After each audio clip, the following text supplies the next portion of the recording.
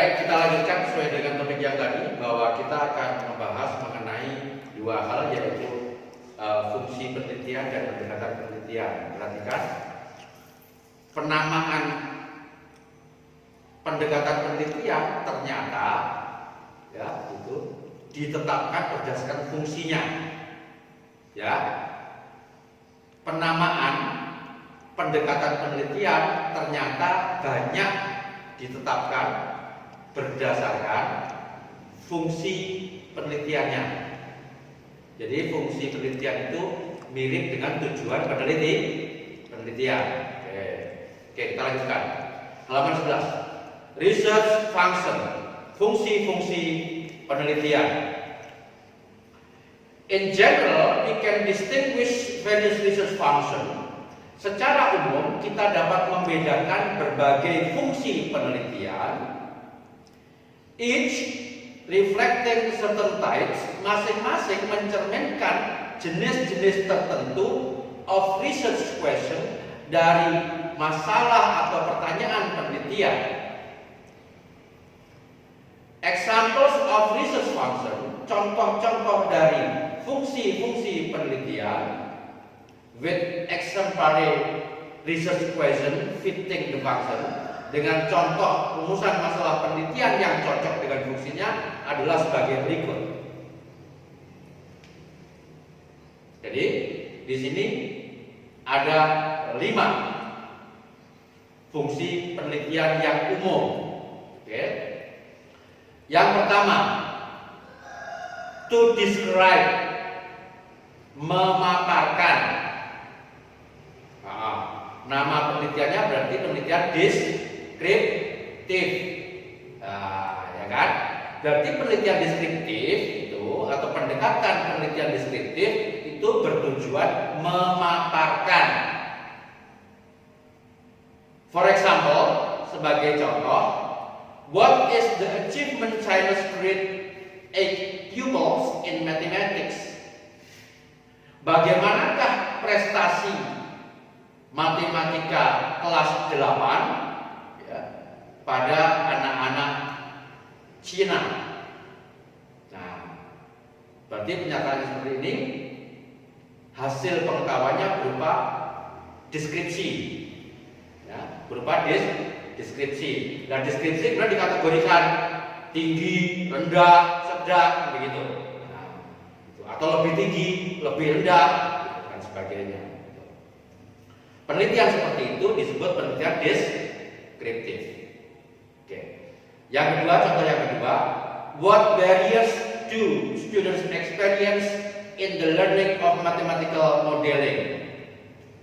Rintangan-rintangan apa sajakah yang dihadapi, yang dialami oleh para siswa in the learning, di dalam pelajaran mathematical modeling, pemodelan matematika. Jadi deskripsi mengenai rintangan-rintangan, kesulitan-kesulitan yang dihadapi. Biasanya kalau kesulitan itu dari dalam, kalau rintangan itu dari luar. Oke, jadi ada kendala dari dalam diri peserta didik, ada kendala dari luar. Oke, jadi ini bisa dibuat seperti itu. Jadi penelitian deskriptif. Apa saja yang dihadapi? Ini sebetulnya kan bisa digunakan untuk penelitian dalam atletik, dalam permainan, dalam renang, atau dalam apa saja. Sama kan? Oke. Jadi kalau kamu buat penelitian tujuannya untuk memperoleh pengetahuan deskriptif, atau mendeskripsikan, itu namanya penelitian deskriptif. Karena berfungsi mendeskripsikan, berfungsi memaparkan. Ada single description, ada comparative description. Ada deskripsi tunggal, ada deskripsi perbandingan. Misalnya kamu membuat antara perbandingan cabang-cabang olahraga tertentu di sekolah perkotaan dengan di sekolah pedesaan. Itu namanya comparative description. Deskripsi komparatif. Yang kedua, to compare, membandingkan. Ini berarti sudah masuk ke yang tadi. Sebagai contoh, what are the differences and similarities between the Chinese and the Netherlands curriculum for primary education? Apa sajakah perbedaan-perbedaan dan kemiripan-kemiripan antara kurikulum pendidikan dasar di Cina dengan di Belanda? Wah, siapa mau penelitian ke Belanda dan ke Cina? Nggak mau sekarang ya? Oh, nggak mau. Kamu maunya cepat lulus saja itu. Oke, tapi kan ada bisa dilaksanakan seperti itu. Nah, itu kan kebetulan perbandingannya antar negara. Kan kamu bisa buat antar kota dan desa, antara negeri dengan swasta, kan begitu kan? Gitu. Antara SD dengan MI, antara SMP dengan MTS, ya kan? Antara SMA, SMK dengan MK, MA, ya kan? SMA, SMK dan MA. Bisa kan? Bisa seperti itu. What are the differences between ya? Itu physical education in SMA, in SMK, and Alia, MA. Nah, oke. Penelitian seperti itu kemudian dinamai penelitian komparatif. Nah, terus studi komparatif. Nah, ini bukan studi komparatifnya orang itu, ya. Next, number 3, to evaluate, menilai. Nah, oke, menilai. Tolong diperhatikan, menilai itu selalu berhubungan dengan satu mengumpulkan dua menganalisis data, 3 membuat keputusan. Kalau tidak ada keputusannya namanya asesmen. Jadi kalau saya menentukan, oh Muhammad pribadi lulus, oh si Dela lulus, itu namanya evaluasi. Kalau hanya saya beritahu saja, namanya asesmen. Siapa awal masuk kemarin ikut asesmen psikologis? Semuanya, sebagian besar ikut ya. Oke, ada yang belum, itu shooting itu belum itu. Nah, ya kan? Nah, kalau tidak ada keputusan berhubungan dengan itu, namanya asesmen. Ya, itu. Tapi kalau ada keputusan dibuat berhubungan dengan nilai itu, disebut evaluasi. To evaluate. For example, how well does a program function in terms of competencies graduates?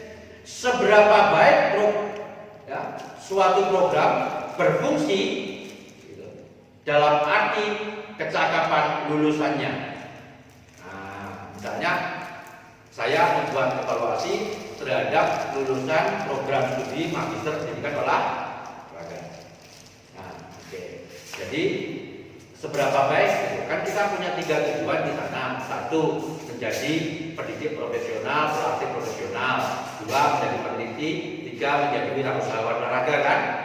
Nah, nanti di akhir saya bisa evaluasi apakah lulusan saya itu meningkat dalam 3 hal tadi itu, yaitu pendidik dan pelatih profesional, peneliti dan wirausahawan bidang kepelatihan dan olahraga. Itu namanya evaluate.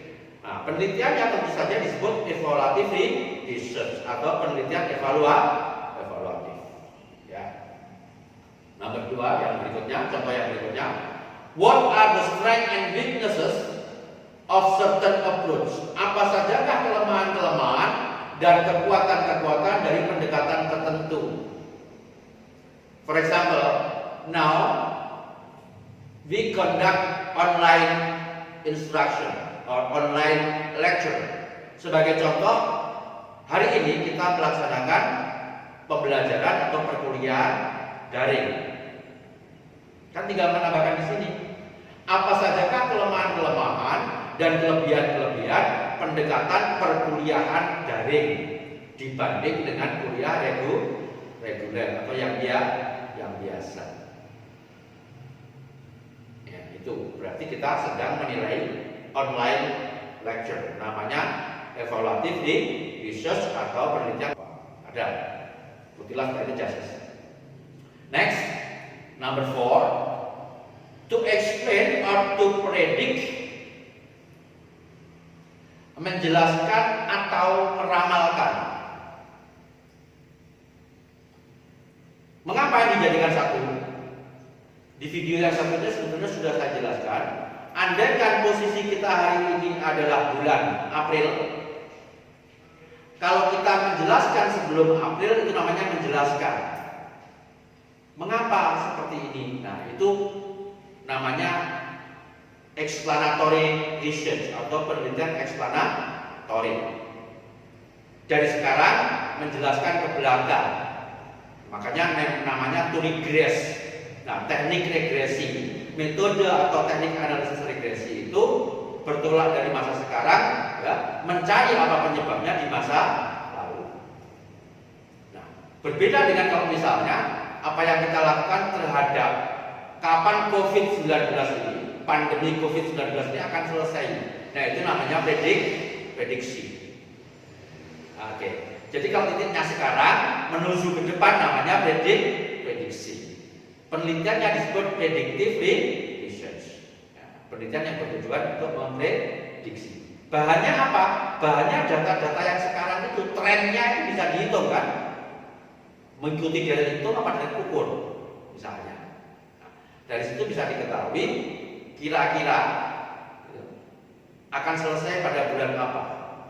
Sebagai contoh, pemerintah hari ini sudah memastikan bahwa sampai dengan Idul Fitri kita belum selesai, betul?